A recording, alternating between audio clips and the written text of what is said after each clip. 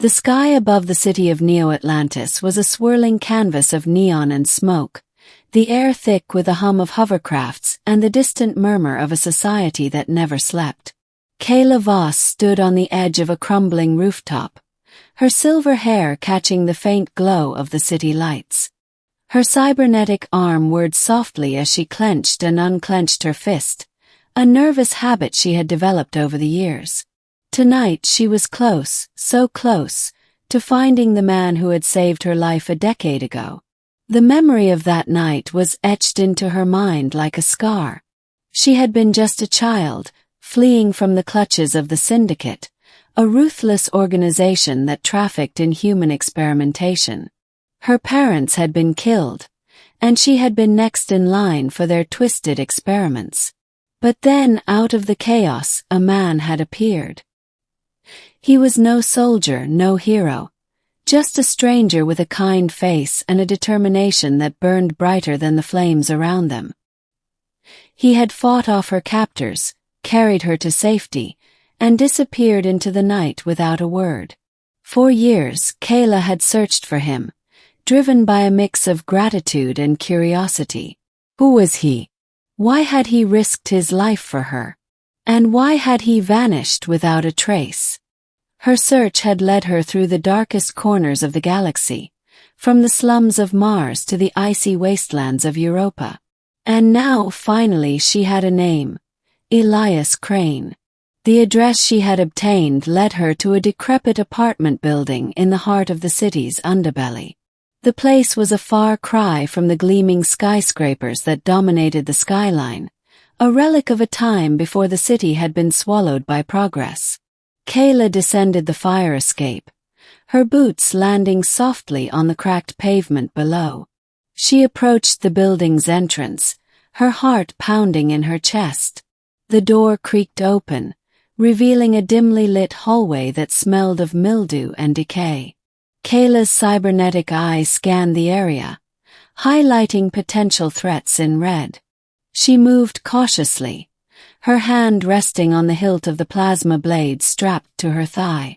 The apartment she was looking for was on the 3rd floor, at the end of a narrow corridor. She knocked on the door, her breath catching in her throat. For a moment there was silence.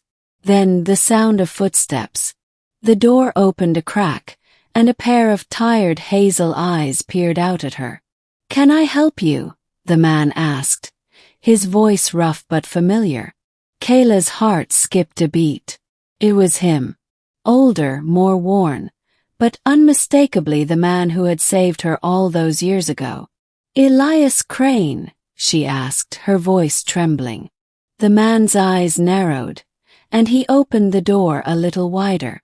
"Who's asking?" "My name is Kaela Voss," she said, stepping closer. "You saved my life 10 years ago.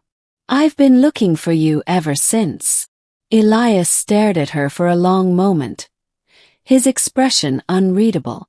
Then, with a sigh, he stepped aside and gestured for her to enter. "You'd better come in." The apartment was small and cluttered, filled with the remnants of a life lived on the fringes of society.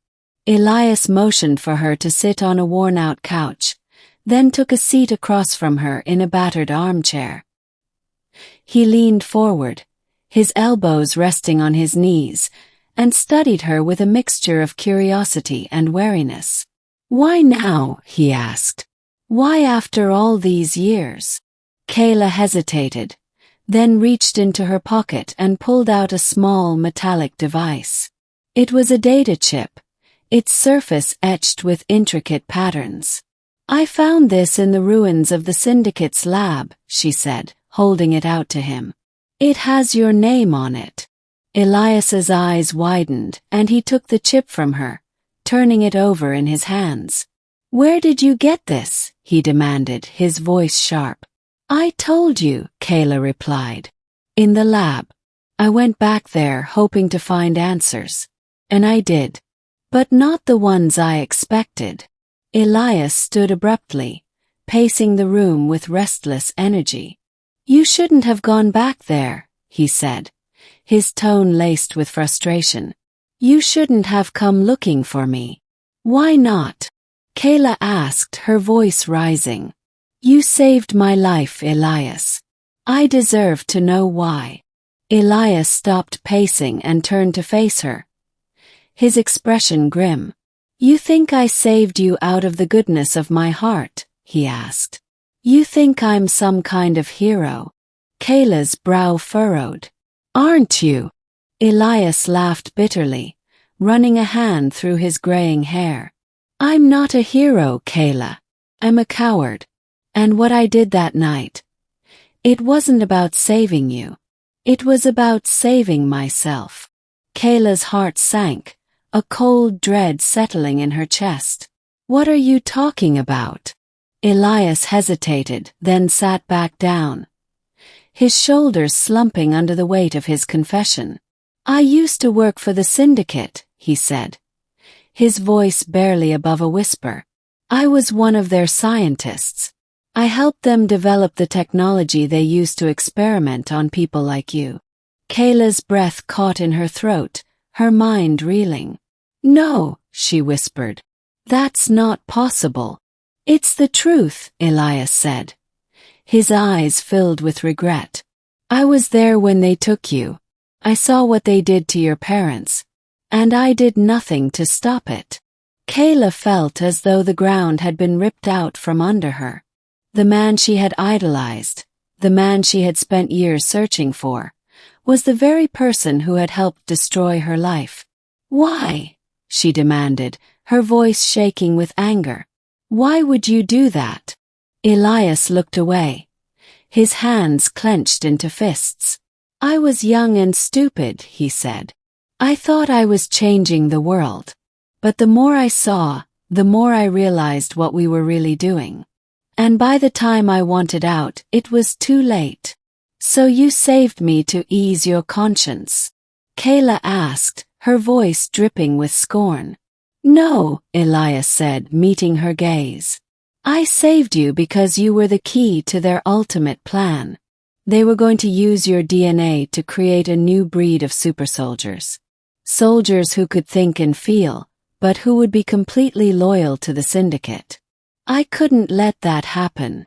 Kaela stared at him, her mind racing. What are you saying? Elias took a deep breath, then reached into his pocket and pulled out a small silver locket. He opened it, revealing a tiny holographic image of a young girl with silver hair and cybernetic eyes. You're not just a survivor, Kaela, he said. You're the prototype, the first of your kind. And if the Syndicate ever finds you, they'll stop at nothing to get you back. Kaela's world tilted on its axis, the weight of Elias's words crashing down on her. She had always known she was different, but this was something else entirely.